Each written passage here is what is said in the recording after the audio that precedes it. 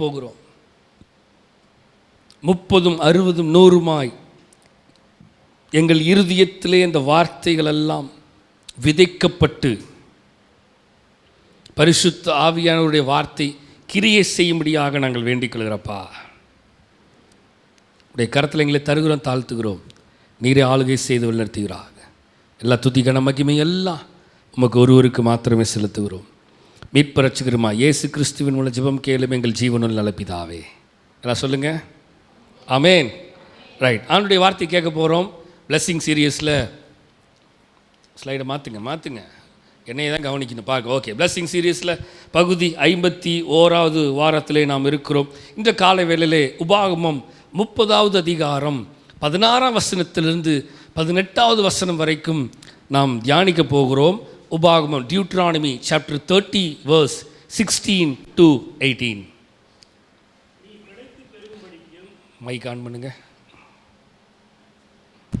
நீ பிழைத்து பெருகும்படிக்கும் நீ சுதந்திரிக்க போகிற தேசத்தில் உன் தேவனாகிய கர்த்தர் உன்னை ஆசீர்வதிக்கும்படிக்கும் நீ உன் தேவனாகிய கர்த்தரில் அன்பு கூறவும், அவர் உன் வழியில் நடக்கவும், அவர் உன் கற்பனைகளையும் உன் கட்டளையும் நியாயங்களையும் கைக்கொள்ளவும் நான் இன்று உனக்கு கற்பிக்கிறேன்.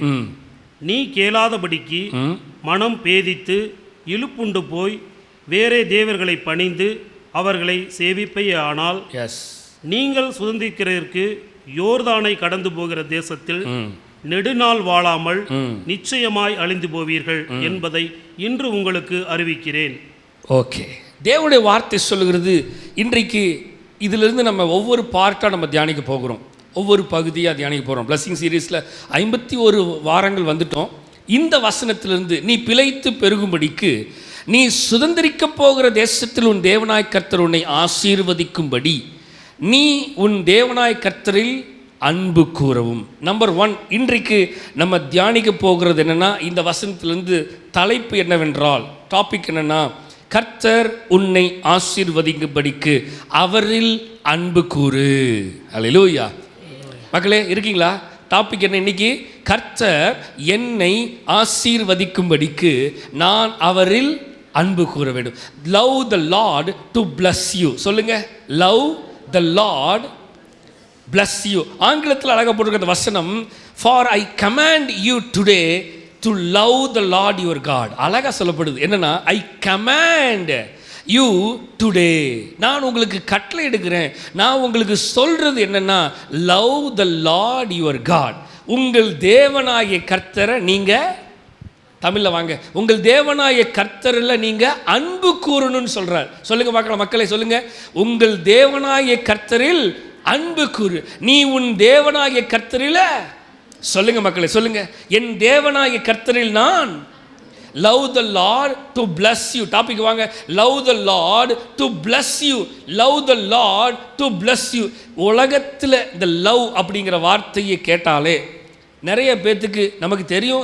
இந்த லவ் அப்படிங்கிற வார்த்தையை பற்றி நமக்கு நன்றாகவே தெரியும். தெரியாத நபர்கள், சிறு பிள்ளைகளுக்கு கூட இப்போல்லாம் தெரிய ஆரம்பிச்சிருச்சு. லவ் அப்படின்னா உடனே டைரெக்டாக வேற கண்ணோட்டம் தான் அவங்களுக்கு வந்துடுது. லவ் அப்படின்னாவே ஆப்போசிட் செக்ஸ், ஆப்போசிட் ஜெண்டரை, ஓ அதுதான் லவ் போல, ஆண் பெண்ணை நேசிக்கிறது தான் நேசம் போல, பெண் ஆணை நேசிக்கிறது தான் நேசம் அப்படிங்கிறதுலாம் ஒரு காலகட்டத்தில் போய் இப்போ என்ன ஆயிடுச்சு தெரியுமா? ஆண் ஆணை நேசிக்க ஆரம்பிச்சுட்டான், பெண் பெண்ணை நேசிக்க ஆரம்பிச்சிட்டாங்க. உலக கலாச்சாரங்கள் எல்லாம் தலைகீழாக மாறிக்கொண்டிருக்கிறது. ஆண் எனக்கு பெண் தேவையில்லை, நான் இன்னொரு ஆணை திருமணம் பண்ணிக்கொள்ள விரும்புகிறேன் அப்படின்னு சொல்கிறான். பெண் எனக்கு ஒரு ஆண் தேவையில்லை, நான் இன்னொரு பெண்ணையே திருமணம் செய்து கொள்ள விரும்புகிறேன் என்று சொல்லி இந்த நாட்களிலே உலகம் கலாச்சாரங்கள் எல்லாம் சீரழிந்து போய்கொண்டிருக்கிறது. யார் யாரை நேசிக்கணும்னு தெரியாம போயிருச்சு. உண்மையான நேசம்னா என்னன்னு தெரியல, உண்மையான அன்புனா என்னன்னு. லவ் அப்படின்னா என்ன தெரியுமா? அன்பு. அந்த அன்புங்கிறது ஒரு அழகான ஒரு வார்த்தை, அன்பு. அன்பு அப்படிங்கிறது முதல்ல நம்ம பார்க்கணும். அன்புனா தேவ அன்பு தான். அது ஈடு இணை இல்லாத அன்பு. தேவன் என் மேல் வைத்திருக்கிற அன்பு. நான் எத்தனை தடவை நான் கீழ்ப்படியாமல் போனாலும் அவர் என்ன நேசிக்கிறார் இல்லையா? நேசிக்கிறார். நான் அவருடைய வார்த்தைக்கு செவிகூடாமல் போனாலும் அவர் என்னை நேசிக்கிறார். நான் அவருடைய பாதையில் நடக்காமல் எனக்கு விருப்பமான பாதையில் நான் நடந்த போதிலும் அவர் என்னை இஸ்ரவேல் ஜனங்களை கொஞ்சம் நினைத்து பாருங்க மக்களே, எத்தனை முறை கணக்கே இல்லை. அவங்க எத்தனை தடவை மீறினாங்கிறதுக்கு நம்பர்ஸே கிடையாது. என்னது நம்பர்ஸே இல்லை. ஒருவேளை இத்தனை தடவை தான் அவங்க மீறி இருந்தாங்க அப்படின்னா ஒருவேளை ஒரு 7 தடவை மீறி இருப்பாங்க, ஒரு 10 தடவை மீறி இருப்பாங்கன்னு சொல்லலாம். ஆனால் அவங்க மீறுதலுக்கு நம்பர்ஸே இல்லை. அத்தனை முறை மீறி இருந்தாலும் கர்த்தர் அவர்களை விட்டு விலகவே இல்லை. அவர்களுக்கு செய்ய வேண்டியதை கர்த்தர் செய்யாம போகவே இல்லை. வசனம் அழகா சொல்லுது மக்களே. முதல் வசனத்துக்கு வாங்க, 16க்கு வாங்க. தமிழ்ல நீ பிழைத்து வாசிங்க. நீ பிழைத்து பெருகும்படிக்கும், நீ பிழைத்து பெருகணும்னா அடுத்தது நீ சுதந்திரித்து போகிற தேசத்தில், உனக்கு சுதந்திரமாக ஹெரிட்டேஜாக நான் கொடுக்க போகிற தேசத்துல உன் தேவனாகிய கர்த்தர் உன்னை ஆசீர்வதிக்கும்படிக்கும். அப்பா நல்லா தெரிஞ்சுக்கோப்பா, நீ எதை செஞ்சாலும் நீ பிழைச்சு பெருகணும்னா, நீ உயிரோடு இருந்து மல்டிடியூட் ஆசீர்வதிக்கணும்னா, ஆசீர்வாதத்தை பெற்றுக்கொள்ளணும், நீ பிழைத்து, யாக்கோபே நீ பிழைச்சு நீ 2 சந்ததியை 2 பரிவாரங்களை கொண்டு வரணும்னா, நீ பிழைச்சு சுதந்திரிக்க போகிற தேசத்தில் நீ இப்படியெல்லாம் செய்யணும், ஆசீர்வாதமாக இருக்கணும்னா முதல்ல செய்ய வேண்டியது உன் தேவனாகிய கர்த்தர் உன்னை ஆசீர்வதிக்கிறதுக்கு நீ அவரில் அன்பு கூறணும். அல்லேலூயா. இன்னைக்கு அதனால தான் நம்ம பாடல்களை பாடணும். எல்லா பாடல்களும் அன்பை பற்றிய பாடணும். தேவன் மிகவும் அன்புள்ள தேவனாக இருக்கிறார். அல்லேலூயா.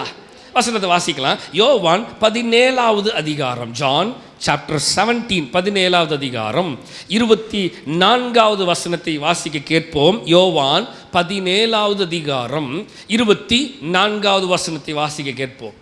பிதாவே, உலகத் தோற்றத்திற்கு முன் நீர் என்னில் அன்பாய் இருந்தபடியினால், வசனம் சொல்லுகிறது, பிதாவே உலகத் தோற்றத்துக்கு முன் நீ என்னில் அன்பாய் இருந்தபடியினால், நீர் எனக்கு தந்த என்னுடைய மகிமை, நீர் எனக்கு தந்தவர்கள் காணும்படியாக நான் எங்கே இருக்கிறேனோ அங்கே அவர்களும் என்னோட கூட இருக்க வேண்டும் என்று விரும்புகிறார் ஆண்டவர். ஹல்லேலூயா. மக்களை வசனம் அழகா சொல்லுதுங்க. யார் சொல்றா? குமாரனாகிய இயேசு கிறிஸ்துவுடைய சமூகத்திலே அந்த வார்த்தைகள், யோவானால் எழுதப்படுகிற வார்த்தை அழகா சொல்லப்படுது. என்னன்னா, பிதாவே உலக தோற்றத்துக்கு முன் நீர் என்னில் அன்பாய் இருந்தபடினா, இந்த உலகம் ஃபவுண்டேஷனுக்கு முன்பதாகவே. மக்களே, ஒரு விஷயத்தை கொஞ்சம் யோசித்து பாருங்க. நம்முடைய உன்னதமான தேவன் மனுஷரை உருவாக்குவதற்கு முன்பு இருக்கீங்களா? மனிதர்களை மனுஷியை உருவாக்குவதற்கு முன்பே அவர் எவ்வளவு அன்புள்ள தேவனாய் இருந்தார்னு பார்த்தா, நீங்க கொஞ்சம் யோசித்து பாருங்க. எங்கள் அப்பா அப்படின்னு ஆடம் சொல்லலாம். எங்கள் அப்பா எனக்காக நல்ல வீட்டை கட்டி நல்ல தோட்டத்தை வச்சு, அந்த தோட்டத்தில் எல்லா விதமான மரம் செடி கனி கொடிகள் எல்லாத்தையும் எங்கள் அப்பா எனக்காக வச்சுட்டு, அங்கே ஆடு மாடுகள் ஒட்டகங்கள் கழுதைகள் சகலத்தையும் எங்கள் அப்பா வச்சுட்டு எல்லாத்தையும் உருவாக்கி வச்சுட்டு, அதுக்கப்புறம் எங்கள் அப்பா என்ன பண்ணுறார்? என்னை உருவாக்கி சகலத்தையும் யாருகளை கொடுத்தாரு? என் கையில் கொடுத்துட்டார். எது தெரியுமா? கொடுத்துட்டு அவர் சொன்ன வார்த்தை, ஆடம் பேசுகிற மாதிரி நான் சொல்கிறேன். ஆடம் என்ன சொல்லியிருப்பார்? ஆடம்கிட்ட ஆண்டவர் அந்த வார்த்தையை நம்ம வாசிக்கும் பொழுது வேதத்தை தெளிவாக போட்டிருக்குது. நீ சகலவற்றையும் ஆண்டுகொள். ஆண்டு அனுபவின்னு அர்த்தம். அது காரணம் என்ன? அதுக்கு அர்த்தம் என்ன? ஆண்டு அனுபவி. அது சகலவற்றையும் நீ ஆண்டுகொள். அப்படின்னா இங்கே இருக்க சகலமும் உனக்கு தான். இங்கே இருக்கிற சகலமும் உனக்கு தான். அப்போ என்னுடைய தேவன் எவ்வளவு அன்புள்ளவளாய் இருந்தார் என்றால், இத்தனையும் உருவாக்கி ஆடம் கையில் என் கையில் அவர் கொடுத்துருப்பார். நான் கேட்கறதுக்கு முன்பதாகவே எங்கள் அப்பாவுக்கு தெரியும் எனக்கு என்ன தேவைன்னு. அதனால தான் எல்லாத்தையும் ஒரு குறையும் வைக்காம சகலத்தையும் எங்கள் அப்பா எனக்கு கொடுத்தார். வசனம் தெளிவாக போட்டிருக்குது. பிதாவே உலக தோற்றத்துக்கு முன்னே நீர் என்னில் அன்பாய் இருந்தபடினா, நீர் எனக்கு தந்த என்னுடைய மகிமையை நீர் எனக்கு தந்தவர்கள் காணும்படியாக நான் எங்கே இருக்கிறேனோ அங்கே அவர்களும் என்னோடு கூட இருக்க விரும்புகிறேன் என்று சொல்லுகிறார். மக்களே, தேவன் விரும்புகிறது அந்த அன்பை பரிமாற்றம், அந்த அன்பு பரிமாற்றம். தேவன் என்ன கேட்டார்? நம்முடைய ஆண்டவர் என்ன கேட்டார்? ஆதாம்கிட்டையும் ஏவாள்கிட்டையும். நம்ம ஆண்டவர் ஆதாம்கிட்டையும் ஏவாள்கிட்டையும் என்ன கேட்டார்? பணம் கேட்டாரா? பொருள் கேட்டாரா? வேறு ஏதாவது கேட்டாரா? எதுவுமே கேட்கல. அவர் கேட்டதெல்லாம் என்னென்னா, என்ன நேசி, என்னில் அன்பு கூறு. ஏன்னா சகலம் அங்கே இருக்குது. நீ ஏதாவது செஞ்சுதான் நீ பிழைக்கணும்னு இல்லை. உனக்கு பிழைக்கிறதுக்கு சகலத்தையும் நான் வச்சிருக்கிறேன். நீ செய்ய வேண்டியது என்ன தெரியுமா? என்னை நோக்கி கூப்பிடு, என்னை நோக்கி பாரு, ஜபம் பண்ணு, ஆராதனை செய், துதி பண்ணு, அப்படியே மகிமையை அப்படியே உயர்த்திட்டே இரு, என்னில் அன்பு கூறு. அந்த அன்பு கூர்ந்தாவே போதும், சகலமும் நன்மைக்கு எதுவாக நடக்கும்னு நம்ம நிறைய வசனத்தை பார்க்க போகிறோம். வாசிங்க, அடுத்த வசனத்தை போவோம். 1 யோவான் 4ஆம் அதிகாரம் 1 John chapter 4 verse 10, 11, 12 10, 11, 12 வசனத்தை நம்ம வாசிக்க கேட்போம். நாம் தேவனிடத்தில் அன்பு கூர்ந்ததினால், நான் தேவனிடத்தில் அன்பு கூர்ந்ததினால் அல்ல, அவர் நம்மிடத்தில் அன்பு கூர்ந்து, அவர் நம்மிடத்தில் அன்பு கூர்ந்து நம்முடைய பாவங்களை நிவர்த்தி செய்ய, நம்முடைய பாவங்களை நிவர்த்தி செய்ய கிருபாதார பலியாக ஓகே நம்முடைய குமாரனை அனுப்பினதினாலே அன்பு உண்டாயிருக்கிறது. மக்களே நல்லா கவனிங்க. மைக்கு வேணா கழட்டி வேணா கையில் வேணா வச்சுக்கோங்க, கிட்ட வச்சுக்கோங்க. வசனம் சொல்லுது, நாம் தேவனிடத்தில் அன்பு கூர்ந்ததினால் அல்ல. நல்லா தெரிஞ்சுக்கோங்க, நம்ம எவ்வளவு அன்பு கூறுகிறோம் தேவனிடத்தில்? மக்களே, நான் சொல்கிறது புரியுதா? நம்ம எந்த அளவுக்கு தேவனிடத்தில் அன்பு கூறுகிறோம்? அவர் அன்பு கூறுகிற வண்ணமாகவே நாம் அவருக்கு அன்பு திரும்பி செலுத்துகிறோமா? ஆமாவா இல்லையா? இல்லை. நிறைய பேர் இல்லைன்னு தான் சொல்கிறோம். இல்லை தான், உண்மையில் நானே சொல்லுவேன். தேவன் என்னை நேசிக்கிற அளவுக்கு நான் அவரை திரும்பி நேசிக்கிறேனா? இல்லை. வசனம் சொல்லுது, நாம் தேவனிடத்தில் அன்பு கூர்ந்ததினால் அல்ல, அவர் நம்மிடத்தில் அன்பு கூர்ந்து நம்முடைய பாவங்களை நிவர்த்தி செய்கிற கிருபாதார பலியாக தம்முடைய குமாரனை அனுப்பினதினாலே. அன்பு எங்க உண்டாச்சு? அன்பு எங்க உண்டானுச்சு? என்னைக்கு அவருடைய ஒரே பேரான குமாரனை அவர் அனுப்பினாரோ அதுதான். அவர் அனுப்பினது எதற்காக தெரியுமா? என்னுடைய பாவங்களை, என்னுடைய அக்கிரமங்களை. வசனம் தான் சொல்லுது, பாவிகளை ரட்சிக்கும்படி கிறிஸ்து இயேசு உலகத்தில் வந்தார். இதுக்கு ஒரே ஒரு விஷயம் என்னன்னா, அன்பு மட்டும்தான். அன்பு இருந்தால் மட்டும்தான் என்னை மன்னிக்க முடியும். கொஞ்சம் ப்ராக்டிக்கலாக யோசித்து பாருங்க. நம்மனால அநேகரை மன்னிக்க முடியவில்லை. நமக்கு எதிராக செயல்படுகிறவர்களை நிறைய நேரம் நம்ம இருதயம் மன்னிக்க மாட்டேங்குது. மன்னிக்கணும்னு கர்த்தருடைய சமூகத்தில் வேதத்தின் வார்த்தைகளை கேட்கும் பொழுது சரி மன்னிச்சிடணும் அப்படின்னு யோசிச்சாலும் பின்னாடி போன உடனே டக்குன்னு திரும்பவும் மனுஷீகமாக மாம்சம் மனிதன் என்ன ஆகிறான், உள்ள பூந்து அது எப்படி அவங்க சொன்ன வார்த்தை, அவங்க பேசினது உன்னை எப்படியெல்லாம் பேசியிருக்காங்க தெரியுமா அப்படின்னு திரும்பியும் அந்த மனிதன் உள்ளே புகுந்து என்ன பண்ணுறான்? அந்த அன்பை நேசிக்க விடாமல், அந்த மனிதர்களை, பிற மனிதர்களை மன்னிக்க விடாமல் பிசாசானவன் நிறைய நேரம் தடுக்கிறான். மக்களை, இன்னைக்கு நம்ம நல்லா தெரிஞ்சுக்கணும். இந்த 51வது பகுதியில் பிளஸ்ஸிங் சீரியஸில் கர்த்தர் என்னை ஆசீர்வதிக்கும்படிக்கு, கர்த்தர் என்னை ஆசீர்வதிக்கும்படிக்கு நான் என்ன பண்ணணும்? ஃபஸ்ட்டு அவரில் அன்பு கூறணும். நான் அன்பு கூறுங்கிறது தான் கர்த்தர் என்னை ஆசீர்வதிக்கிறதுக்கு சரியான ஒரு வழியாக இருக்கும். கர்த்தர் என்னை ஆசீர்வதிக்கணும்னா நான் என்ன பண்ணணும்? அன்பு கூறணும். அப்போ வசனம் சொல்லுது, கிருபாதார பலியாக அவருடைய குமாரனை அனுப்பினதினாலே அங்கே அன்பு உண்டாயிருக்கு. மாத்துங்க வசனத்தை. பிரியமானவர்களே, தேவன் இவ்விதமாய் நம்மிடத்தில் அன்பு கூர்ந்திருக்க. நல்லா கவனிங்க, தேவன் இப்படிதான் நம்மிடத்தில் அன்பு கூர்ந்திருக்க நாமும் ஒருவரிடத்தில் ஒருவர் அன்பு கூறுவர்களாய் இருக்கிறோம். வசனம் சொல்லுதுங்க, நாமும் ஒருவரோடு ஒருவர் இடத்தில் அன்பு கூற கடனாளிகளாய் இருக்கிறோம். அப்ப யாருக்கு எப்படி கடனாளிகளா இருக்கிறோம்? இன்னொருத்தரை நேசிக்கிறதுக்கு கடனாளிகளாக இருக்கிறோம். அடுத்த வசனம் 12. தேவனை ஒருவரும் ஒருபோதும் கண்டதில்லை. தேவனை ஒருவரும் கண்டதில்லை. நாம் ஒருவரிடத்தில் ஒருவர் அன்பு கூர்ந்தால் தேவன் நமக்குள் நிலைத்திருக்கிறார். ஆஹா, அவருடைய அன்பும் நமக்குள் பூரணப்படும். ஆமென் சொல்லுங்களேன் சத்தமா. ஹல்லேலூயா. வசனம் புரியுதா மக்களே? தேவனை ஒருவரும் ஒருபோதும் கண்டது இல்லை. நாம் ஒருவரிடத்தில் ஒருவர் அன்பு கூர்ந்ததினால், அன்பு கூர்ந்தால் இப்ப நான் இன்னொருத்தரை நேசிக்கும் பொழுதுதான் தேவன் எனக்குள் நிலைத்திருக்கிறார் என்பதே உறுதியாகிறது. அடுத்தது வசனம் சொல்லுது, அவனுடைய அன்பு எனக்குள் பூரணப்படுகிறது. ஹல்லேலூயா. மக்களே, அன்பு ஒரு பாடல் வரிகள் இருக்கிறது. வெளியில் வாங்கலை, அந்த அந்த இதில் பார்த்தீங்கன்னா அந்த ஃபோல்டரில் பாட்டு இருக்கும் பாருங்க. அன்பு, தேவ அன்பு இருக்கா இல்லையா?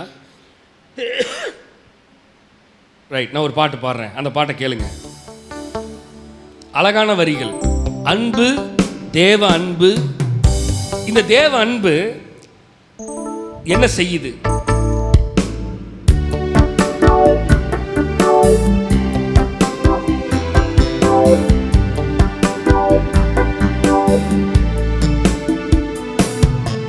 அன்பு, தேவ அன்பு, அது சொல்லி முடியாத அன்பு. அன்பு, அன்பு, தேவ அன்பு, அது எண்ணி முடியாத அன்பு. அன்பு, தேவ அன்பு, அன்பு, தேவ அன்பு, அது எண்ணி முடியாத அன்பு. எண்ணி முடியாத அன்பு. அன்பு, தேவ அன்பு, அது சொல்லி முடியாதது, அது சொல்லி முடியாத அன்பு. அவருடைய அன்பு எண்ணி முடியாத அன்பு. அவருடைய அன்பு அது ஈடு இணை இல்லை. அது சொல்லி விவரிக்க முடியாத அன்பு. அந்த அளவுக்கு அவருடைய அன்பு பூரணப்பட்டிருக்கிறது. மக்களே, இருக்கீங்களா? இப்போ அன்புனா மாறிடுச்சு, அன்பெல்லாம் மாறிடுச்சு. இப்போ அன்புனாவே உலகம் வேற மாதிரி. லவ் அப்படின்னு சொன்னீங்கன்னா என்ன பார்க்கணும்? உலகம். இப்போ லவ்ங்கிற வார்த்தையை சொன்னாவே உலகம் தப்பாக தான் பார்க்குது. ஏன்னா உண்மையான அன்புங்கிறத ஜனங்கள் மறந்து போலியான அன்புங்கிறதுக்குள்ளே பூந்துட்டான். உண்மையான அன்புங்கிறது எதுன்னு தெரியாமல் போயிடுச்சு ஜனங்களுக்கு. உண்மையாய் யாரை எதை நேசிக்கணும் என்பது தெரியாமல் என் விருப்பத்தின்படி எனக்கு தோன்றுகிறபடி நான் அன்பு காட்ட விரும்புகிறேன். வசனம் தெளிவா போட்டிருக்குது. தேவனை ஒருவரும் ஒருபோதும் கண்டதில்லை. நாம் ஒருவரிடத்தில் ஒருவர் அன்பு கூர்ந்தால் தேவன் எனக்குள், சொல்லுங்க, தேவன் எனக்குள்ள எப்படியா ஒருவரில் ஒருவர் அன்பு கூர். நம்ம உண்மையாலுமே எல்லாரிடத்துலையும் அன்பாக இருக்கிறோமா? இல்லைன்ட்டாங்க ஒரே வார்த்தை, இல்லை. அப்போ இன்றைக்கி எதுக்கு வசனத்தை கேட்குறோம்? இன்றைக்கி எதுக்கு வசனத்தை கேட்குறோம்? என்னங்க அப்படியே நீ பார்க்குறீங்க? இன்றைக்கு எதுக்கு வசனத்தை கேட்குறோம்? இவ்வளோ நாள் நான் எல்லாரிடத்திலும் அன்பாக இல்லை, இனிமேல் அன்பாக இருக்கணும். கர்த்தர் நம்மோடு பேசுகிறார். என்னங்க ஆமேன் சத்தமாக வரமாட்டேங்குது? அல்லேலூயா. நம் தேவனுடைய அன்பு எனக்குள் இருக்கிறது இருந்தால் மட்டுமே வசனம் சொல்லுது தேவன் எனக்குள்ள நிலைத்திருக்கிறார். நான் பிறரை நேசிக்கணும். அப்பதான் சொல்லுங்க, அப்பதான் வசனத்தை சொல்லுங்க. தேவன் எனக்குள்ள நிலைச்சிருக்கிறாருங்கிறதுக்கான அடையாளமே அதுதான். அல்லேலூயா. சரி, அடுத்த வசனத்தை வாசிக்கலாம். 1 யோவான் 4ஆம் அதிகாரம்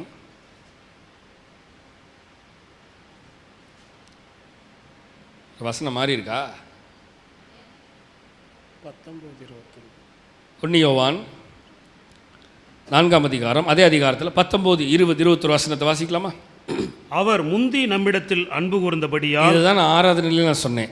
அவர் முந்தி நம்மிடத்தில் அன்பு கூர்ந்தபடியால் நாமும் அவரிடத்தில் அன்பு கூறுகிறோம். நாமும் தேவனிடத்தில் அன்பு கூறுகிறோம். வாசிங்க. தேவனிடத்தில் அன்பு கூறுகிறேன் என்று, தேவனிடத்தில் அன்பு கூறுகிறோம் என்று ஒருவன் சொல்லியும் தன் சகோதரனை பகைத்தால் அவன் பொய்யன். தான் கண்ட சகோதரனிடத்தில் அன்பு கூறாமல் இருக்கிறவன் தன் காணாத தேவனிடத்தில் எப்படி அன்பு கூறுவான்? ரைட். தேவனிடத்தில் அன்பு கூறுகிறவன் தன் சகோதரனிடத்திலும் அன்பு கூற வேண்டும் என்று இந்த கற்பனையை அவராலே பெற்றிருக்கிறோம். நல்ல கவனிங்க, வசனம் தெளிவாக சொல்லுகிறது வார்த்தை, அவர் முந்தி நம்மிடத்தில் அன்பு கூர்ந்தபடியினால். வசனத்துக்கு வாங்க, என்ன பண்றீங்க? அவர் முந்தி நம்மிடத்தில் அன்பு கூர்ந்தபடியினால் நாமும் தேவனிடத்தில் அன்பு கூறணும். அவரு நான் நேசிக்கிறேன்னா இல்லையான்னு பார்த்துட்டுலாம் என்னை நேசிக்கிறது இல்லை. அவரு எப்படி நேசிக்கிறாரு? அவர் முந்தி நம்ம நேசிக்கிறார். மக்கள் நல்லா கவனிங்க. இன்றைக்கு நேற்றைய தினத்தில் நம்ம ஆண்டவர் எவ்வளோ நேசிச்சிருப்போம்? என்னங்க அப்படியே பார்க்குறீங்க? நேற்றைய தினத்தில் தேவனிடத்தில் எவ்வளவு அன்பு நீங்களும் நானும் காட்டியிருப்போம். அன்பு காட்டுறது எப்படி? அவருக்கு பிரியமானதெல்லாம் செய்கிறது தான் அன்பு காட்டுகிறது. நேற்று தேவனுக்கு பிரியமானதெல்லாம் எதெல்லாம் செஞ்சோம்? நேற்று தேவனுக்கு பிரியமில்லாதது எவ்வளோ செஞ்சோம். தேவனுக்கு நேற்று பிரியமானதை நாம் செய்யும் பொழுது நேற்று கர்த்தருக்கு நாம் எந்த அளவுக்கு அன்பு கூறுகிறோம் என்பதுக்கான அடையாளம் அதுதான், நம்முடைய கிரியைகளினாலே.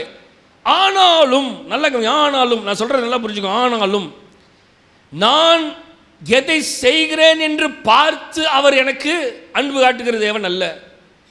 சரி அவன் செய்யட்டும், அப்புறம் நான் திரும்பி செய்கிறேன். அப்படி யார் இருப்பா? மனுஷன் இருப்பான். ஆனால் நம்முடைய தேவன், அதுதான் வித்தியாசம். அதுதான் நம்முடைய ஆண்டவருக்கு வித்தியாசம். என்னன்னா, செய்யட்டும், அதுக்கப்புறம் நான் செய்கிறேன், அப்படி அல்ல. செய்தாலும் செய்யாவிட்டாலும் நான் முந்தி அவனிடத்தில் அன்பு கூறுவேன். சத்தமாக சொல்லுங்களேன். அல்லேலூயா. மாத்துங்க, அடுத்த வசனம் வாங்க. ரைட். தேவனிடத்தில் அன்பு கூறுகிறேன் என்று ஒருவன் சொல்லியும் தன் சகோதரனை பகைத்தால். மக்களே நல்லா கவனிங்க வசனத்தை. தேவனிடத்தில் அன்பு கூறுகிறேன், நான் ஆண்டவர்ட்ட அன்பா தானே இருக்கிறேன், நான் ஆண்டவர்ட்ட அன்பா தானே இருக்கிறேன், நான் ஆண்டவர்ட்ட அன்பா தானே இருக்கிறேன் அப்படின்னு ஒருவன் சொல்லியும் தன் சகோதரனை பகைத்தால். அப்படின்னா என்னது? தன் சகோதரனை பகைத்தால்னா என்னது சொல்லுங்க? பகைத்தால்னா உங்களுடைய கண்ணோட்டத்தின்படி பகைக்கிறது எப்படி? என்னது பகைக்கிறதுனா என்னது? என்னங்க அப்படி பார்க்குறீங்க? வாயத்தர சொல்லுங்க. பகைக்கிறதுனா என்னது? சண்டை போடுறது. சிம்பிளாக சொல்கிறாங்க, சண்டை போடுறது. அப்புறம் வேற விரோதமான காரியத்தை பேசுவது, பகைக்கிறது. அப்புறம்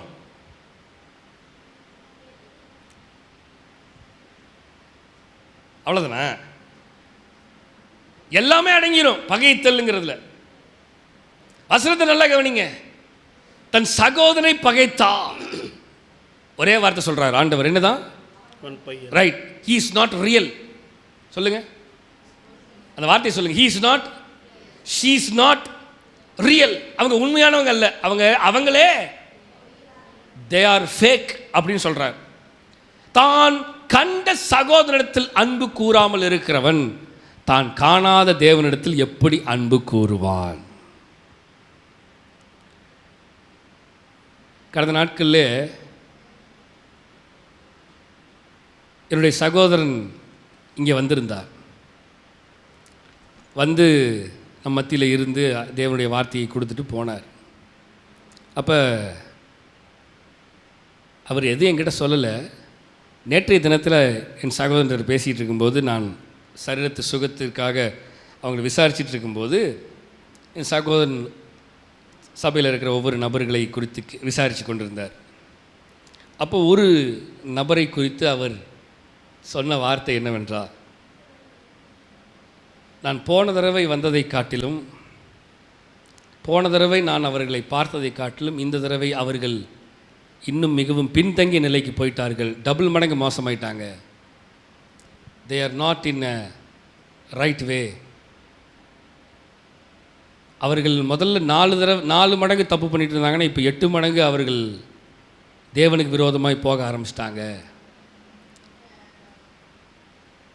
அந்த மனிதர்களிடத்தில் நீ எச்சரிக்கையாக இரு அப்படின்னு நேற்றைய தினத்தில் என் சகோதரர் சொன்னார்.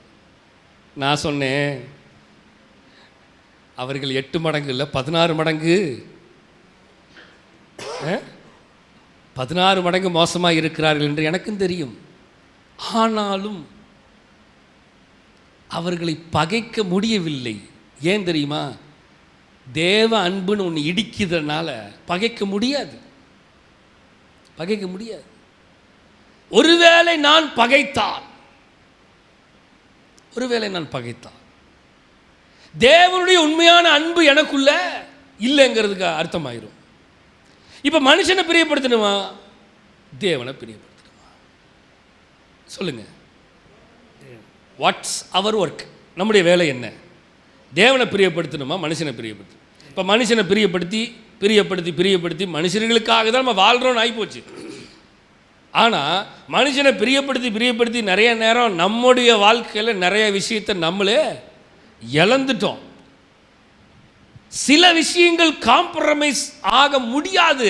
தேவன்னு வந்துட்டா, தேவனா மற்ற காரியமா அப்படின்னு வந்துட்டா ஆண்டவர் தான்.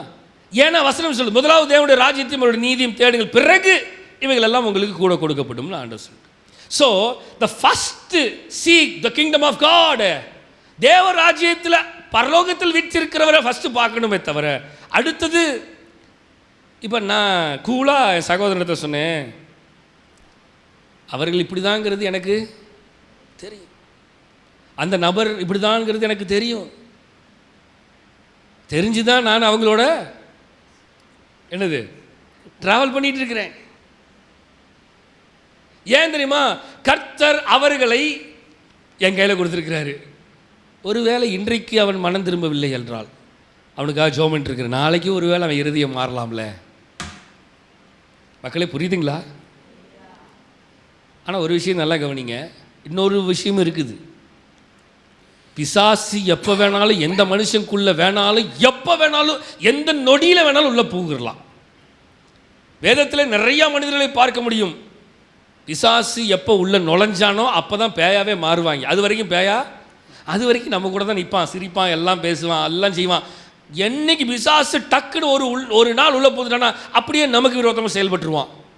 அவன் என்னதான் நம்மளை நேசித்தாலும், நம்ம என்னதான் அவனை நேசித்தாலும், என்னதான் நம்ம அவனுக்கு செஞ்சாலும், எவ்வளவு செஞ்சாலும் பிசாசுக்கு இடம் கொடுத்து விட்டால் அடுத்த நொடியே அந்த மனிதர்கள், அந்த மனுஷி எப்படி வேணாலும் தலையில மாறுவதற்கான அநேக காரியங்கள் பாசிபிள் நிறைய இருக்கு. ஸோ இதுவும் உண்டு, அதுவும் உண்டு. ஒருவேளை தேவன் நினைத்தால் அவர்களை ரட்சிக்கவும் முடியும், மாற்றவும் முடியும். ரைட்? நம்முடைய வேலை என்ன? எதுங்க? அன்பு காட்டுறது தான். நம்ம வேலை என்ன? நேசிக்கிறது தான். சரி, ரைட்டு, நேசிப்போம். நான் இந்த வார்த்தையை சொன்னதுக்கு அப்புறம் என் சகோதரன் எதுவுமே என்கிட்ட பேசலை. ரைட், அவனுக்கு தெரியும், நீ தானே அங்கே இருக்கிற கூட, நான் இல்லையில, சரி நீ பார்த்துக்கோ, அவ்வளோதான். ஒரே வார்த்தை என்னது? நீ தான் அவர்களோட 15 வருஷம் இருக்கிற. ரைட், உனக்கு தெரியும் அவங்கள பற்றி. ரைட், நீ என்னமோ எப்படி டீல் பண்ணிக்கோ, எனக்கு அதுக்கு சம்மந்தம் இல்லை. ரைட், ஏன்னா அவங்க தே ஆர் கெஸ்ட்டு, அவங்க வந்துட்டு போகிறாங்க. அதனால் அவங்களுக்கு இங்கே நான் உங்களோடு எந்த அளவுக்கு இருக்கிறேன், நீங்கள் எப்படி இருக்கிறீங்கன்னு அவங்களுக்கு தெரியாது. அவர்கள் ஆவியில் உணர்ந்து பேசுவார்கள். மாம்சமாகவும் ஆவியோடும் நான் உங்களோடு பேசி கொண்டு இருக்கிறேன். அதனால் நீங்கள் ஆவியில் எப்படி பேசுவீங்க, நீங்கள் மாம்சத்தில் எப்படி கிரியை செய்வீங்க, எல்லாமே எனக்கு தெரியும். அவர்களுக்கு மாம்சம் தெரியாது, ஆவி மட்டும்தான். ஸ்பிரிட்ல ஆண்டவர் வெளிப்படுவார். ரைட், போகட்டும். அப்போ வசனம் தெளிவாக சொல்லுது, ஒருவனிடத்தில் நீ காண்கிற சகோதரனிடத்தில் உன்னால் அன்பு காட்ட முடியலைன்னா காணாத தேவனிடத்தில் எப்படி அன்பு கூற முடியும்? இப்போ என்ன எடுத்துக்கோங்க. இப்போ நான் என்ன செஞ்சிட்டு இருக்கிறேன்? வேத வசனத்துக்கு கீழ்ப்படிஞ்சு செயல்படுறேனா இல்லை கீழ்ப்படியாமல் செயல்படுறேனா? இந்த மனிதர்கள் எதிராக இருக்கிறார்கள் என்று தெரிந்துமே நான் அவனை நேசிக்கிறேன். 21. ரைட், தேவனிடத்தில் அன்பு கூறுகிறவன் தன் சகோதரனிடத்தில் அன்பு கூற வேண்டும் என்கிற இந்த கற்பனையை நான் அவராலே பெற்றிருக்கிறோம். மக்களே, பீப்புள் ஆஃப் காட், நல்லா தெரிஞ்சுக்கோங்க, இந்த கற்பனையை நாம் பெற்றிருக்கிறோம். இது எல்லாத்துக்கும் தான் பொருந்தது. எனக்கும் சரி, உங்களுக்கும் சரி, உலகத்தில் இருக்கிறவன் சரி, உலகத்தில் இருக்கிற எத்தனை சர்ச்சாக இருந்தாலும் சரி, எல்லா சர்ச்சுக்கும் ஒரே கட்டளை தான். இந்த கட்டளை என்னது? தேவனிடத்தில் அன்பு கூறுகிறவன் தன் சகோதரனிடத்தில் அன்பு கூற வேண்டும் என்கிற இந்த கற்பனை, இந்த கமாண்ட்மெண்ட்டை நான் மனுஷனால் பெற்றுக்கொள்ளவில்லை, அவரால் பெற்றிருக்கிறேன். ஒரு ஆமேன் சொல்லுங்களேன். வசனத்தை மாற்றுங்கப்பா. 1 யோவான் 4ஆம் அதிகாரம் 16ஆம் வசனத்தை வாசிப்போமா? 1 யோவான் 4ஆம் அதிகாரம் 16ஆம் வசனம்.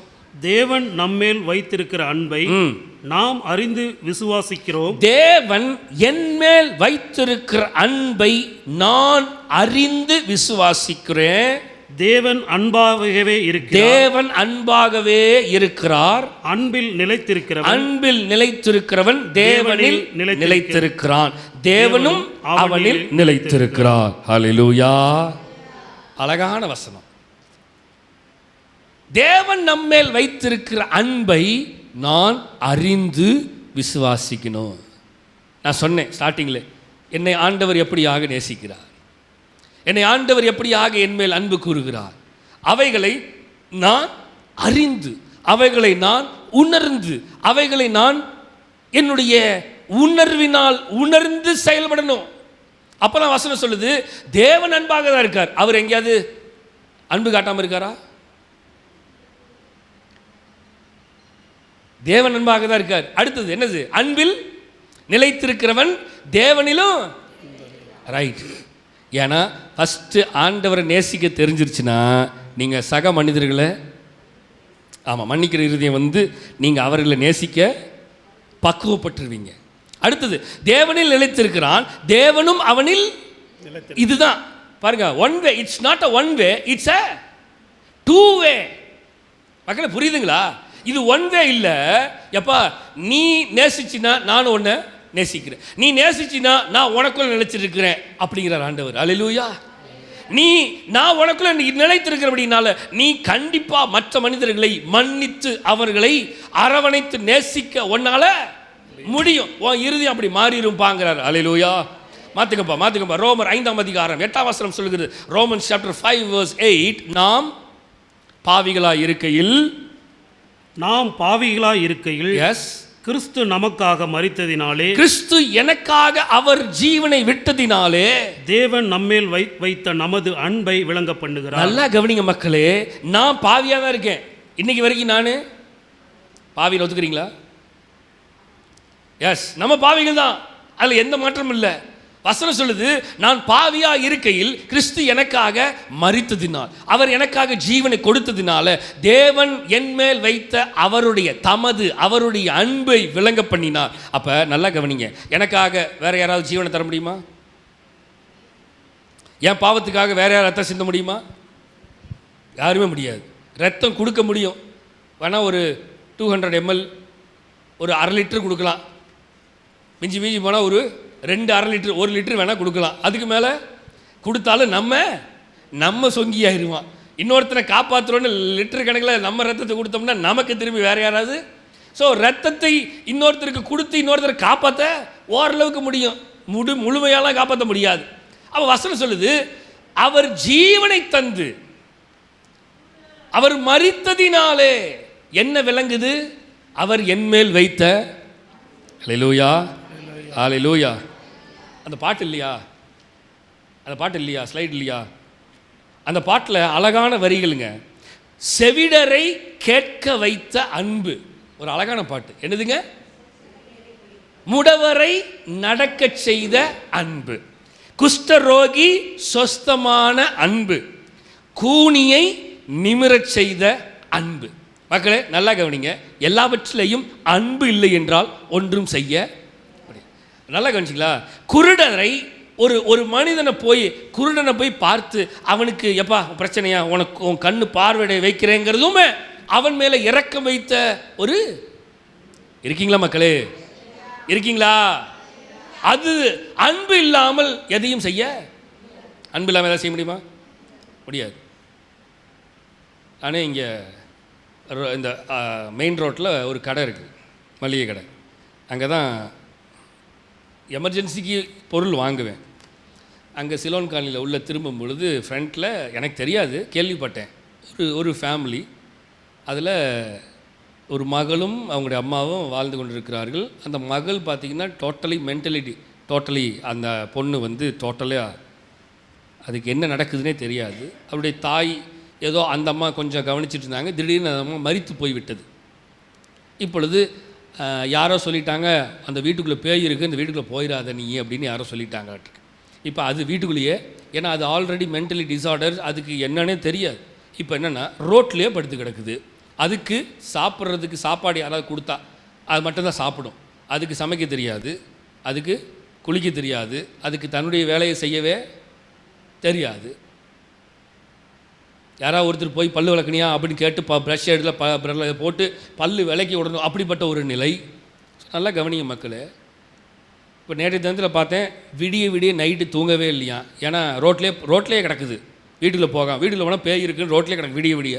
இப்போ என்னென்னா அங்கே இருக்கிற அந்த பாய், மல்லிகை கடையில் பாய், அவங்க தான் அந்த பொண்ணை டேக் கேர் பண்ணுறாங்க. அவங்க தான் பார்த்திங்கன்னா நேரத்துக்கு சாப்பாடு கொடுக்குறாங்க, தண்ணி கொடுக்குறாங்க. அந்த மல்லிகை கடைக்கு முன்னாடியே படுத்து கிடக்குது, வீட்டுக்கு போக மாட்டேங்குது. ரோட்லேயே அவங்களும் எவ்வளவோ சொல்லி பார்த்துருக்குறாங்க. 11 மணி வரைக்கும் நைட்டு இருந்துருக்குறாங்க. வீட்டுக்கு போன்னு இழுத்து விட்டாலும் போக மாட்டேங்குது. வீட்டுக்கு போக மாட்டேன், இங்கே தான் கிடப்பேன். விடிய ரோட்லேயே உட்காந்துருக்குது தூங்காமல். பகல் நேரத்தில் இப்போ தூங்குது. எதுக்காக சொல்கிறேன் என்றால், அவர்கள்ட்ட நேற்று பேசிகிட்டு இருக்கும்போது அவங்களுக்கு முதல்ல என்னை யாருன்னு தெரில, அப்புறமேலு நான் யார் என்னன்னு என்னை விசாரித்தாங்க. நான் சொன்னோன்னே நான் போனாவே ஃபாதர் அப்படின்னு சொல்லி என்கிட்ட பேசுவாங்க. அப்போ அவங்க கிட்ட கேட்டேன், சாப்பாடு ஏதாவது அப்படின்னா, நாங்கள் தான் சாப்பாடு கொடுக்குறோம், நாங்கள் தான் தண்ணி கொடுக்குறோம், நாங்கள் தான் எல்லாம் செய்கிறோம். நல்லா கவனித்து பாருங்கள், அவர்களுக்கும் அந்த நபருக்கும் சம்பந்தம் இல்லை. அவர்கள் செய்யணும் ஏதாவது இருக்கா? இல்லை. அவசியம் ஏதாவது இருக்கா? இல்லை. ஒரு வாட்டர் பாட்டில், நல்ல வாட்டர் பாட்டில், நம்மக்கிட்ட கூட அந்த மாதிரி வாட்டர் பாட்டில் இருக்காது. அந்த வாட்டர் பாட்டிலில் தண்ணி ஊற்றி அது பக்கத்தில் இவங்க வச்சுருக்கிறாங்க, நேரத்துக்கு தண்ணி குடின்னு. நான் அதை பார்க்கும்போது எனக்கே பிரமிப்பாக இருந்துச்சு. என் இருதயத்தில் கூட இப்படிப்பட்ட ஒரு அன்பு வெளிப்படாமல் இருக்கிறது. ஆனால் they are doing that work. வசனம் தெளிவாக சொல்லுது, நாம் பாவிகளாகி இருக்கையில் கிறிஸ்து நமக்காக மரித்ததினாலே தேவன் நம்மேல் வைத்த தமது அன்பை விளங்க பண்ணினார். இந்த அன்பு எப்படியாக விளங்குகிறது? அவர்கள் ஒரு நபருக்கு செய்கிறபடியினால தான் ஜனங்களுக்கே தெரியும், யாரோ ஒரு நபருக்கு அவர்கள் பராமரிப்பாக இருந்து சகலவற்றையும். இது எது நிமித்தமாக செய்யப்படுகிறது? அவர்களுக்குள்ளே அந்த அன்பு இருக்கிறபடியினால் மட்டுமே செய்யப்படுகிறது. இல்லை என்றால் செய்ய முடியாது. யாருமே செய்யாத நபர், அவர்கள் யாருமே செய்யாத வேலையை அவங்க செய்கிறாங்கன்னா அவங்களுக்குள்ள ஒரு அந்த அன்பு இருக்கிறது. மக்களே, இதுதாங்க அந்த அன்பு, தேவ அன்பு. அவன் சொல்லுவான் கடவுளுடைய அன்புமா, அவன் சொல்லுவான் முஸ்லீமாக இருக்கனால எங்கள் அல்லாவுடைய அன்புமா. They are believing their things. சரி, ஏதோ ஒரு அன்பு அவனுக்குள்ளே கிரியை செய்கிறது. நாம் என்ன செய்து கொண்டிருக்கிறோம்? யோவான் 3:16 நமக்கு தெரிஞ்ச வசனம். தேவன் தம்முடைய ஒரே பேரான குமாரனை விசுவாசிக்கிற எவனோ அவன் கெட்டு போகாமல். நல்லா கவனிங்க, இந்த இது இது இது இன்னும் எவ்வளோ நாளைக்கு அந்த அந்த அந்த அம்மா உயிரோடு இருக்கும்னு யாருக்கு தெரியாது. ஆனால் அவன் கெட்டு போய் அவன் இப்படியே கடந்து சாப்பிடாம கடந்து சாவறதுக்கு கெட்டு போகாமல் நான் எதையாவது செய்கிறேன்னு சொல்லி அந்த ஆத்மா செய்கிறது போல நம்முடைய தேவன் நான் கெட்டு போகாமல் இருக்க வேண்டும் என்று சொல்லி அவர் என்ன பண்றாரு? நித்திய ஜீவனை அடையும்படிக்கு அவரை அவரையே எனக்காக கொடுத்து இவ்வளவாய் உலகத்தில் அன்பு கூர்ந்தார். அவர் உலகத்தை நேசிக்கிறதுக்கான அர்த்தம் காரணம் என்ன தெரியுமா? அவரையே கொடுத்து எப்படியாவது என் ஜனங்களை மீட்டெடுக்கணும். அந்த பாடல் வரிகள் அதான் சொல்லுது, முடவரை நடக்க செய்த அன்பு, திமிர்வாதம் தீர்த்தது தேவனுடைய அன்பு, தண்ணீரை ரசமாய் மாற்றினது அவருடைய அன்பு, அப்பங்களை ஜனங்களுக்கு பெருகச் செய்தது தேவனுடைய. மக்களே, இருக்கீங்களா? அன்பு இருந்தால் மட்டும்தான் மற்றவங்களுக்கு சோறு கூட.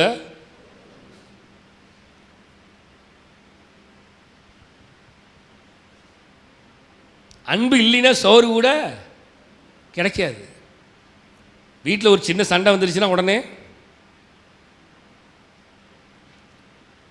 கிச்சன் வந்து எம்டி ஆகிடும், சோறாக்கிறத நிறுத்திடுவோம். நிறையா ஃபேமிலிஸில் கிச்சன் பக்கம் போக மாட்டோம். நான் அடிக்கடி சொல்லுவேன், கோவத்தை சோத்தில் காட்டாதீங்க, சாப்பிட்டுட்டு சண்டை போடுங்கம்மே. என்னது? நீங்கள் சண்டை போடுறதுனால பாவம் வயிறு என்னங்க பண்ணுச்சு? உங்களுடைய சிந்தையும் உங்களுடைய இருதயத்தின் கோபத்தை வயிற்றுக்கு காட்டுறதா? அது பாவம், அது வேற ட்ராக்கு. அதுக்கு ஏன்னு கற்று கொஞ்ச நேரத்தை டே சோறு ஓடுறாடே, நீ உன் இருதயத்திலையும் உன் சிந்தையிலையும் கசப்பை வச்சுக்கிட்டு என்னைய ரூட்டில் விட்டுட்டு ஏங்கலாப்பா அப்படின்னு. மக்களே, நான் சொல்கிறது புரியுதுங்களா? நிறைய நேரம் கோவம் வந்துச்சுன்னா தட்டெல்லாம் பறக்குது, கிச்சன்லேருந்து வெளியில் வரும். ஆனால் சோறாக்க மாட்டேன். நான் சோறாக்கணும். அங்கேயே தெரிஞ்சிடும் நமக்கு இந்த குடும்பத்து மேலே அன்பு இருக்குதா, என் பிள்ளைகள் மேலே எனக்கு அன்பு இருக்குதா. மக்கா இருக்கீங்களா? அல்லேலூயா.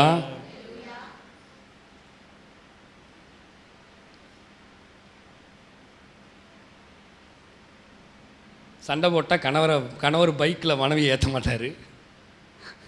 நடந்து வா, அப்போ தான் உனக்கு புரியும். என்ன புரியணும்? அன்பு என்னன்னு புரியணுமா, இல்லை வேறு ஏதாவது புரியணுமா? ஹவ் வி ஆர், நாம் எதை செய்து கொண்டு இருக்கிறோம்? வசனம் தெளிவாக போட்டிருக்குது.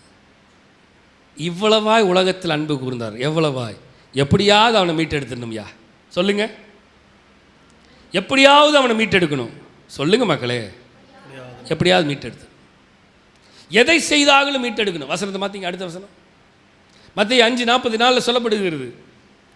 நான் உங்களுக்கு சொல்லுகிறது என்னன்னா, உங்கள் சத்துருக்களை சிநேகியுங்கள். அதுதான் பிரச்சனையே. உங்களை சபிக்கிறவர்களை ஆசீர்வதியுங்கள். அது இன்னொரு பிரச்சனை. உங்களை பகைக்கிறவர்களுக்கு நன்மை செய்யுங்கள். அது இதுக்கும் மேல பிரச்சனையா இருக்குது. உங்களை நிந்திக்கிறவர்களுக்காகவும் உங்களை துன்பப்படுத்துகிறவர்களுக்காகவும் ஜெபம் பண்ணுங்கள். அது முடியவே முடியாதே.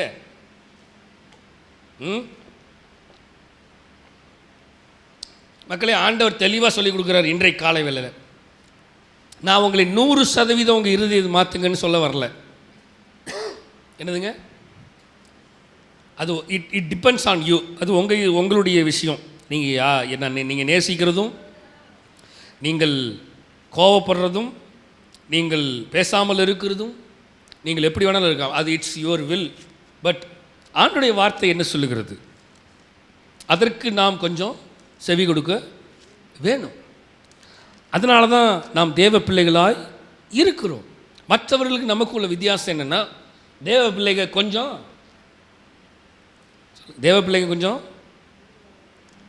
நன்மை செய்கிறவளாய், ஒரு நல்லவர்களாக இருப்பாங்க அப்படின்னு ஒரு பேர் இருக்குது. அதனால் அட்லீஸ்ட் அந்த பேரை கொஞ்ச நாச்சும் காப்பாற்றும்.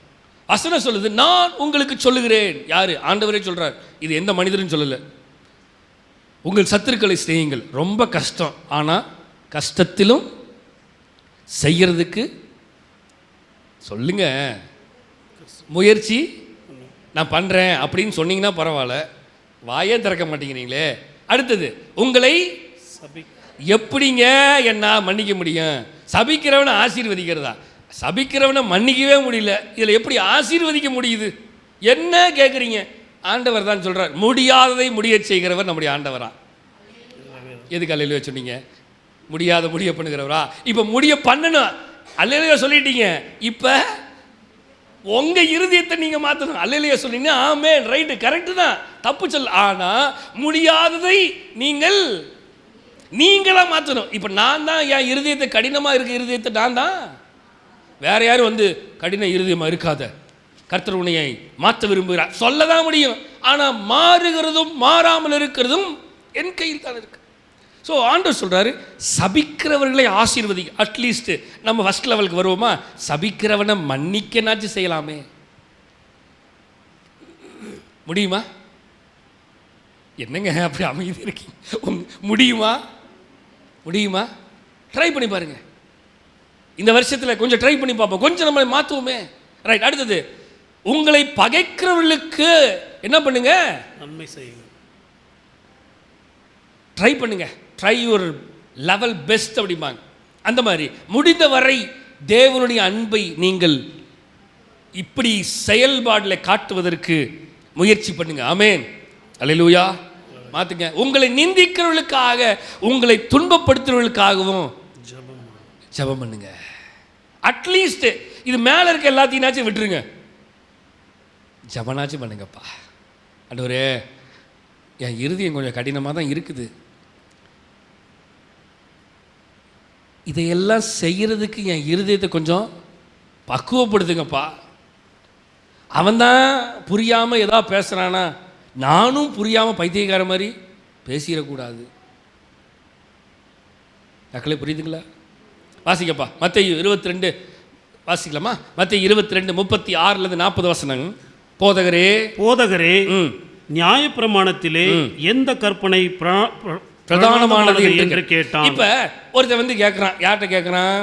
நம்முடைய குமாரனா இயேசு கிறிஸ்துவை வந்து கேட்குறான். என்ன கேட்குறான்னா, போதகரே, ரபியே, நம்ம ஜீசஸ் கிறிஸ்து பற்றி கேட்குறான். அவரை போதகர் தானே. போதகரே, நியாயப்பிரமாணத்தில் பைபிளில் எந்த கற்பனை பிரதானமானது என்று கேட்டான். எது ஃபர்ஸ்ட் கமாண்ட்மெண்ட், தி ப்ரிஃபரன்ஸ் உள்ள கமாண்ட்மெண்ட் எதுன்னு கேட்குறான். வாசிங்களேன். இயேசு அவனை நோக்கி உன் தேவனாய கர்த்தரிடத்தில் முழு இருதயத்தோடும், ஓகே, உன் முழு ஆத்துமாவோடும், ஓகே, உன் முழு மனதோடும் அன்பு கூர்வாயாக.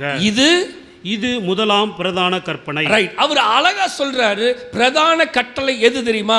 உன் தேவனாகிய கர்த்தரிடத்துல எப்படி அன்பு கூறணும்?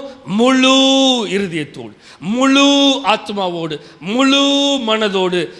நான் இந்த விஷயத்தை செஞ்சு பழகிட்டேன்னு வைங்களேன், நான் மனிதர்களை இப்படி செயல்பட ஆட்டோமேட்டிக்கலி எனக்கு வந்துடும் இருதயம். மக்களே புரியுதுங்களா நான் சொன்னது? தேவனிடத்தில் நீங்கள் முழுசாக நேசிக்க பழகிட்டீங்கன்னா, தேவனிடத்தில் நீங்கள் முழுமையாக கொடுக்க பழகிட்டீங்கன்னா, ஆட்டோமேட்டிக்கலி மற்ற மனிதர்களை இப்படியாக நேசிக்க உங்களுக்கு. இதுதான் முதலாம் ஸ்லைடு மாற்றுங்க. இதுதான் முதலாம் பிரதான கற்பனை. அடுத்த வசனம். இதற்கு ஒப்பாய் இருக்கிற இரண்டாம் கற்பனை என்னவென்றால், இரண்டாவது கற்பனை என்னவென்றால், உன்னிடத்தில் நீ அன்பு கூறுவது போல, ஓகே, பிறனிடத்திலும் அன்பு கூர்வாயாக என்பதே. அதுதான் ஃபர்ஸ்ட். என்னன்னா, நீ தேவனிடத்தில் அன்பு கூறு. ரெண்டாவது என்ன தெரியுமா? நீ உன்னிடத்தில் அன்பு கூறுவது போல பிறனிடத்தில் அன்பு கூறு. என்னங்க ஆமேனே வரலையே? இப்ப இந்த பாடல் வரிகளை பாடும் பொழுது அழகா புரியும். இப்போ குமாரனா இயேசு கிறிஸ்து அவரிடத்தில் அன்பு கூறுகிறபடினால், குருடனை பார்த்தோன்னே என்ன பண்ணுறாரு? அந்த அன்பு வெளிப்படுறனால அந்த குருடனை பார்வையிட, செவிடரில் மேலே அவருக்கு அந்த இரக்கமும் அந்த அன்பும் உள்ள இருதயம் இருக்கிறபடினால அவர் என்ன பண்ணுறாரு? செவிடரை கேட்க வைக்கிறார், முடவரை நடக்க வைக்கிறார், சப்பானியை நடக்க வைக்கிறார், பிணியாளிலே சுகப்படுத்துகிறார். என்னெல்லாம் செய்ய முடியவில்லை. இதற்கு எல்லாவற்றிற்கும் ஒரே ஒரு காரணம் என்னவென்றால், அவருக்குள் இருந்த பிரதான அன்பு. அதான் வசனம் சொல்லுது, உன்னிடத்தில் நீ அன்பு கூறுவது போல பிறனிடத்திலும் அன்பு. வசனத்தை வாசிங்க. 40. இவ்விரண்டு கற்பனைகளிலும் நியாயப்பிரமாணம் முழுமையும் தீர்க்க தரிசனங்களும் அடங்கி இருக்கிறது என்றார். மக்களே நல்ல கவனிங்க. உங்க பைபிளை பார்த்தீங்கன்னா, இது அனைத்திலும், இது இரண்டும் முழுமையாய் அடங்கியிருக்கிற ஒரே ஒரு காரியம் என்னன்னா, இந்த நியாயப்பிரமாணமோ இந்த தீர்க்க தரிசன புஸ்தகங்கள் அனைத்தும் இதில் அடங்கிருச்சா? அன்புங்கிறதுல அடங்கிருச்சு அப்படின்னு அவர் சொல்றார். இருக்கீங்களா? உங்களுக்கு புரியுதுங்களா? நிறைய பேர் அதனால தான் தேவன் அன்பா இருக்கிறாரு, அதனால நீங்க கோபமா பேசாதீங்க அப்படின்னு சொல்றாங்க. என்னது? என்னங்க அப்படி என்ன பார்க்குறீங்க? நம்முடைய ஆண்டவர் அன்பான ஆண்டவர் தான், பாஸ்டர் தான் சரியில்லை, கோபமாக பேசுகிறாரு அப்படின்னு நிறைய பேர் சொல்கிறாங்க. எங்கே கண்டிக்கணுமோ அங்கே கண்டிச்சும் பேசியிருக்கிறார். அவர் அன்பான தேவனுங்கிறனால அன்பையே முழுமையாக சார்ந்தில்லை, அன்பு அதிகமாக இருக்கிறது, அவ்வளோதான். கண்டிக்க வேண்டிய விஷயத்தில் கண்டிக்க தான் செய்வார், தண்டிக்க வேண்டிய விஷயத்தில் சில நேரத்தை தண்டிச்சும் இருக்கிறார், இல்லைன்னே சொல்லலை. ஆனால் அன்பு பெருகி இருக்கிறது.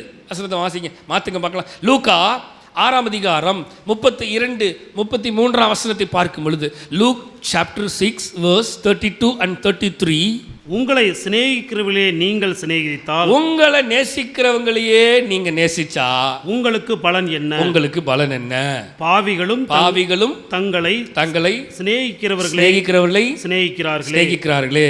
உங்களுக்கு நன்மை செய்கிறவர்களுக்கு நீங்கள் நன்மை செய்தா உங்களுக்கு பலன் என்ன? உங்களுக்கு பலன் என்ன? பாவிகளும் அப்படி செய்கிறார்களே. ரைட். வசனத்தை நல்லா கவனிச்சிங்களா? இன்னைக்கு நம்ம நிறைய விஷயத்தை கற்றுக்கொள்ள விரும்புகிறோம்.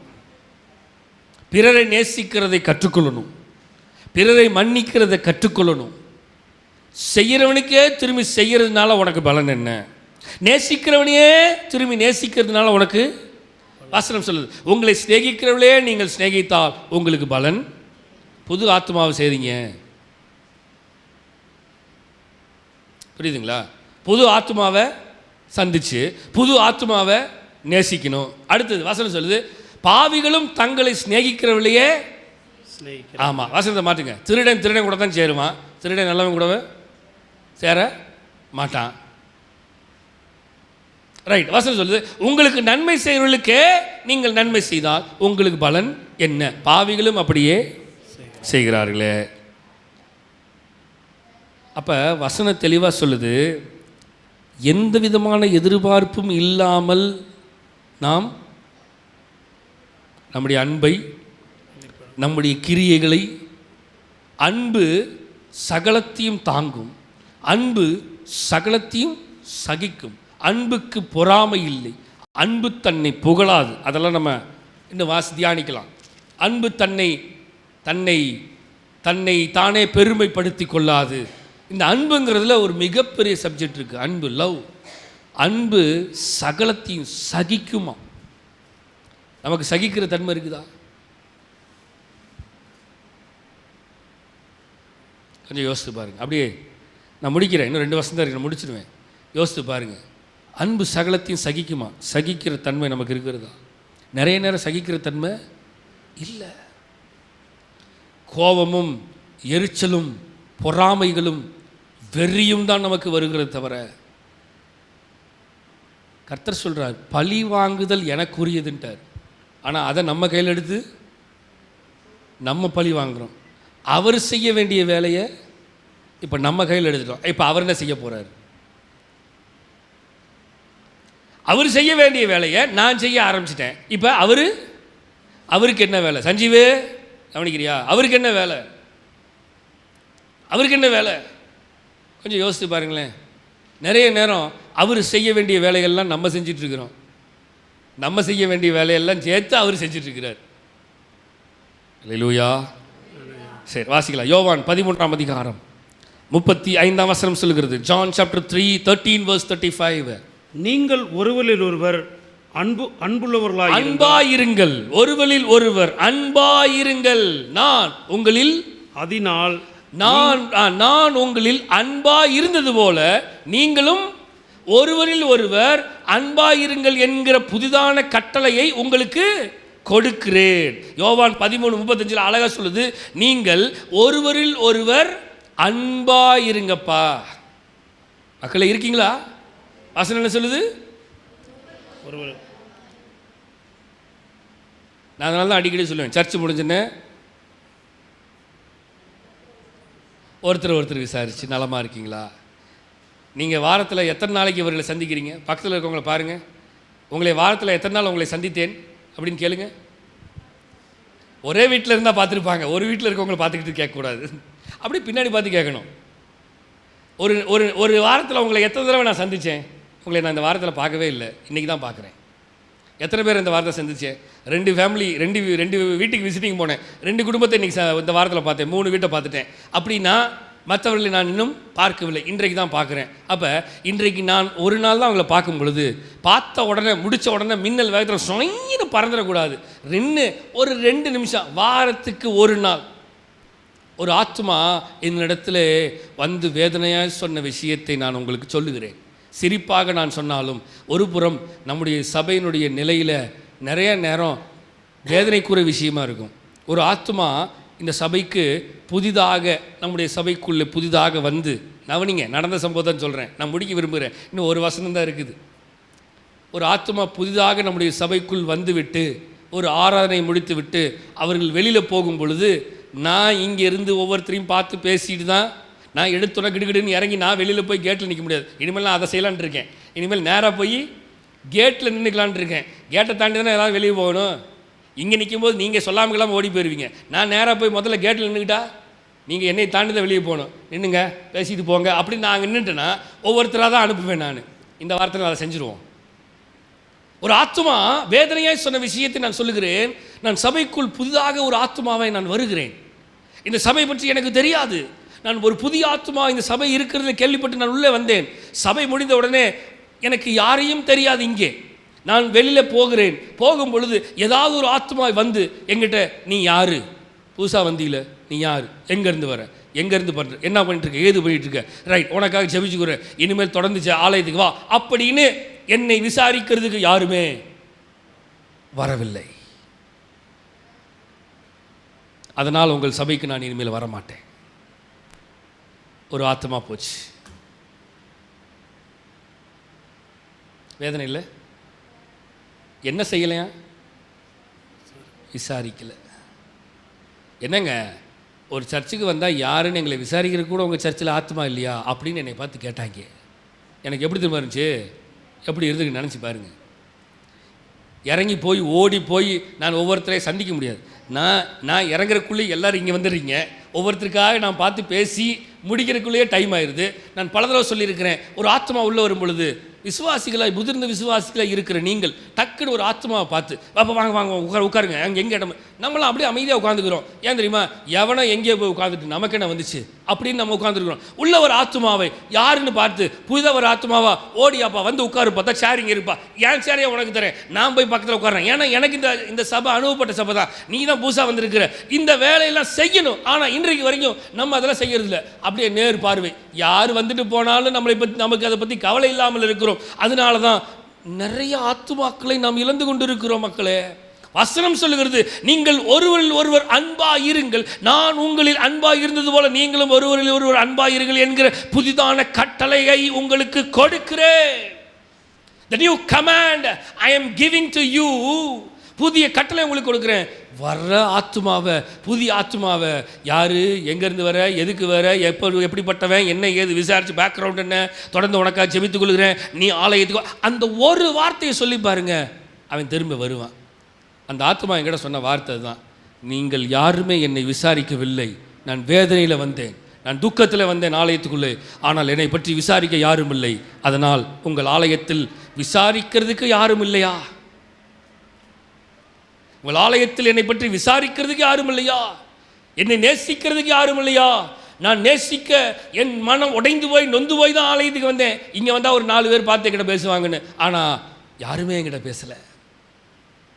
அடுத்தது ஒன்று சொன்னாங்க, உங்கள் சர்ச்சில் இருக்கவங்களுக்கு சிரிக்க கூட தெரியாதா? என்னதுங்க மக்களே, நான் பொய் சொல்லலைங்க, தேவ சமூகத்திலேருந்து தான் பேசிக்கிட்டு இருக்கிறேன். நான் ஏதோ உங்களுக்கு கட்டுக்கதைகளை எடுத்து போட்டு விடணுங்கிறதுக்காக இல்லை. இப்போ டக்குன்னு ஞாபகம் வந்துச்சு, அதை சொல்கிறேன். உங்கள் ஆலயத்தில் சிரிக்கிறதுக்கு கூட ஜனங்கள் இல்லையா? என்னை பார்த்து ஒரு சிரிச்சிருந்தா கூட பரவாயில்ல, சிரிக்க கூட இல்லை, என்னை பார்த்துட்டு அப்படியே போயிட்டாங்க, அவங்க வேலையை பார்த்துட்டு. நான் எப்படி திரும்பியுமாக இந்த சமூகத்துக்கு நான் வருவேன்? பிரச்சனை என்ன தெரியுமா?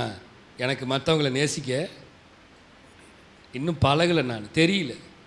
ஆனால் நான் சொல்லுவேன், எனக்கெல்லாம் தெரியும், நான் சொல்லிக்கிறேன்.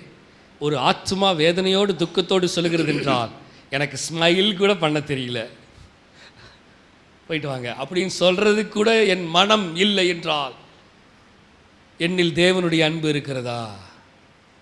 உண்மையா எனக்குள் தேவனுடைய அன்பு இருக்கிறதா? வாசிக்கப்பா அடுத்த வசனம், 14ஆம் அதிகாரம் யோவான் 14, 15ஆம் வசனமும் 21ஆம் வசனமும் நான் படித்து முடிக்க விரும்புகிறேன்.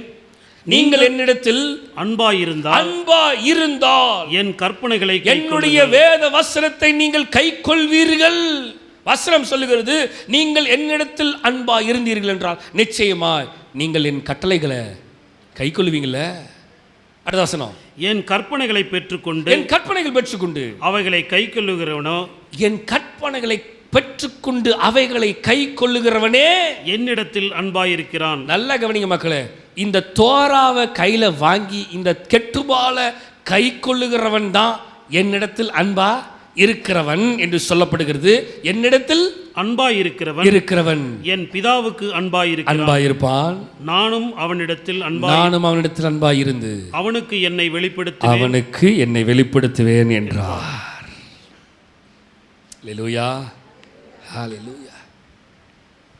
வசனம் அழகா சொல்லுது, என்னிடத்தில் அன்பாய் இருக்கிறவன் என் பிதாவுக்கு அன்பாய் இருக்கிறான், நானும் அவனில் அன்பாயிருந்து என்னையே அவனுக்கு காட்டிடுவேன். மோசே ஆண்டவர்கிட்ட கேட்குறான், ஆண்டவரே நான் உண்மை பார்க்கணும் ஆண்டவரே. ஆண்டவர் சொல்கிறாரு, மோசே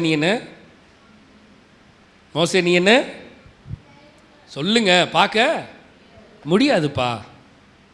ஆண்டவரே, நான் உம்மை அதிகமாக நேசிக்கிறேன், உம்மை பார்க்க வேண்டும் என்று எனக்கு ஆசையாக இருக்கிறது.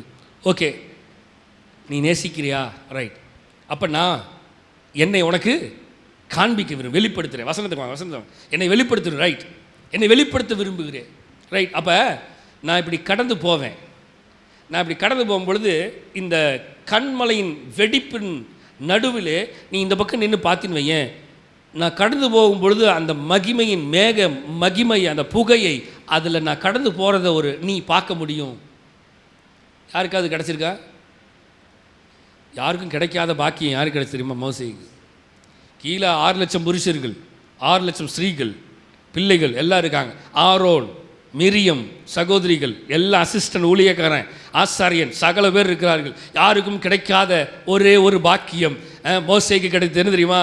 அவன் தேவனை எந்த அளவுக்கு நேசித்திருப்பான் என்றால் கர்த்தர் அவனை வெளிப்படுத்தியிருப்பார். பேதுருக்கிட்ட ஆண்டவர் கேட்கிறார், குமாரனை இயேசு கிறிஸ்து, பேதுருவே, நீ என்ன நேசிக்கிறியா? அவன் சொல்கிறான், ஆமாண்டவரே, போய் நான் நேசிக்கிறேன் அப்படின்னு முதல் தடவை சொல்கிறான். 2ஆம் தரம் திரும்பி கேட்குறார், பேதுருவே, நீ என்ன நேசிக்கிறா? ஆண்டவரே, போய் நான் நேசிக்கிறேன் ஆண்டவரே.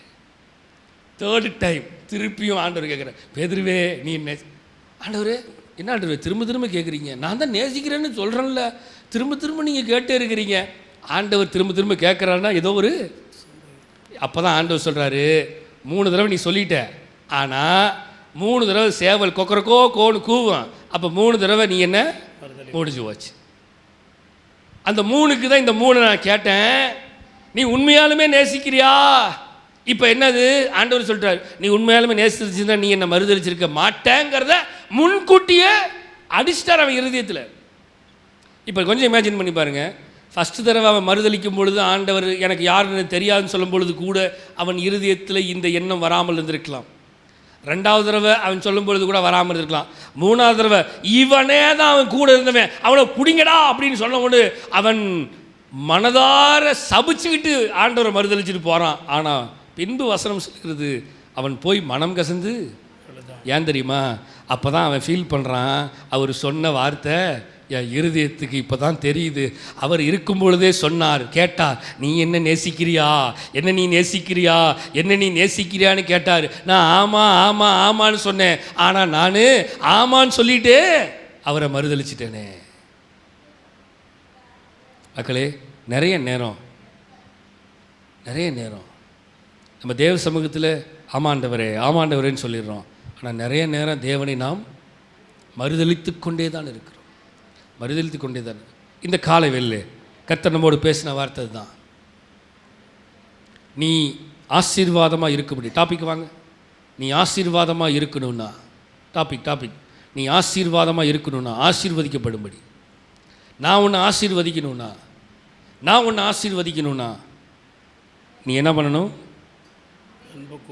என்கிட்ட அன்பாக இருப்பா. தொடர்ந்து தியானிக்க போகிறோம். அடுத்த வாரம் தேவ ஆவியர் என்னோட பேசுகிறார். அடுத்த வாரம் அன்பை பற்றி தான் பேச போகிறேன். பரிசுத்த ஆவியர் நம்மோடு பேசுவாராக. அப்படி இருக்கிற இடத்துல கண்ணிலே மூடி இந்த அன்பின் வார்த்தையை நம்ம முடிக்கிறதுக்குள்ள நம்ம இருதயத்துக்குள்ள ஒரு மிகப்பெரிய ஒரு அன்பு வந்துடணும். ஒரு மிகப்பெரிய மாற்றம் உண்டாகணும். ஒரு மிகப்பெரிய சூழ்நிலை மாறணும். ஏதோ உலகத்தின் அன்பாக இல்லை, உலகத்தின் அன்பாக இல்லை. நான் உண்மையாலுமே தேவனை நேசிக்கிற அன்பை நான் பெற்றுக்கொண்டு அந்த அன்பிலே நான் நிலைத்திருக்க, இந்த அன்பு முடியறக்குள்ள நான் கற்றுக்கொள்ளணும். ஓ எஸ்,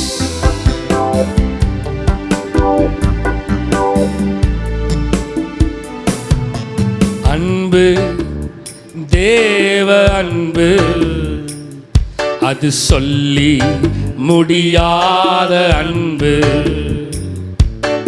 அன்பு, தேவ அன்பு, அது எண்ணி முடியாத அன்பு.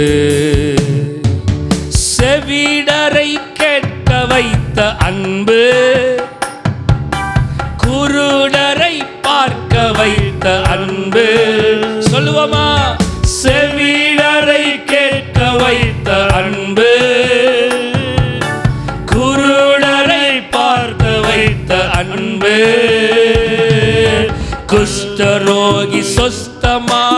அன்பு, கூனியை நிமிரச் செய்த அன்பு, குஷ்டரோகி சொஸ்தமான அன்பு, கூனியை நிமிரச் செய்த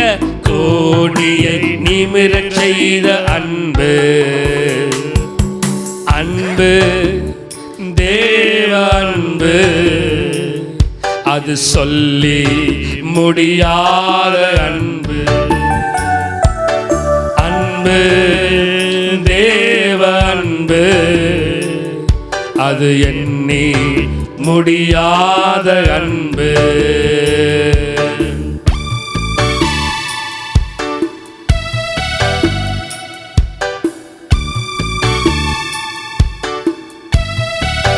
அந்த அன்பு இருக்கு பாருங்க, அந்த அன்பை விவரிக்கவே முடியாதுங்க. அந்த அன்பை பற்றி தான் இன்னைக்கு தியானிச்சோம். அவருடைய அன்பு இருக்கிறனால தான், அவருடைய அன்பு நேசம் பாசம் என் மேல் இருக்கிறபடினால தான் அவர் எல்லாவற்றையும் என்னை மாற்றி இருக்கிறார். பாவங்கள் போக்கின அன்பு, என்ன பாவத்தெல்லாம் மாற்றி இருக்கிறார். பரிசுத்தமாக்கினதும் அன்பு, சொல்லுங்க. பாவங்கள் போக்கினது அன்பு, பரிசுத்தமாக்கின அன்பு, சிலுவையில் தொங்கினது அன்பு, ஜீவனை கொடுத்தது அன்பு, சிலுவையில் தொங்கினது அன்பு, ஜீவனை கொடுத்ததும் அன்பு, அன்பு தேவ அன்பு, அது சொல்லி முடியாத அன்பு. ஓ அன்பு தேவ அன்பு, அது எண்ணி முடியாத அன்பு. அந்த அன்புக்கு ஈடு எதுவுமே இல்லைங்க. ஆண்டவர் அன்பாய் இருக்கிறார். அந்த அன்பை அவர் நம்மேல் அதிகமாய் கொடுக்க வேண்டும் என்று விரும்புகிறார். அவர் நம்மை ஆசீர்வதிக்கணும்னா நாம் இன்னும் அதிகமாய் அவரில் அன்பு கூற வேண்டும், அவரை நேசிக்க வேண்டும். Love the Lord to bless you. Love the Lord to bless you. என் தேவன் என்னை ஆசீர்வதிக்க வேண்டும் என்று விரும்புகிறார். அதற்கு நான் செய்ய வேண்டியது ஒண்ணே ஒண்ணுதான். நான் அவரில் அன்பு கூறணும். நான் அவரில் அன்பு கூறணும். அன்பு கூறுகிறவர்கள் தேவன் அவனிடத்தில் அன்பாக இருக்கிறாராம்.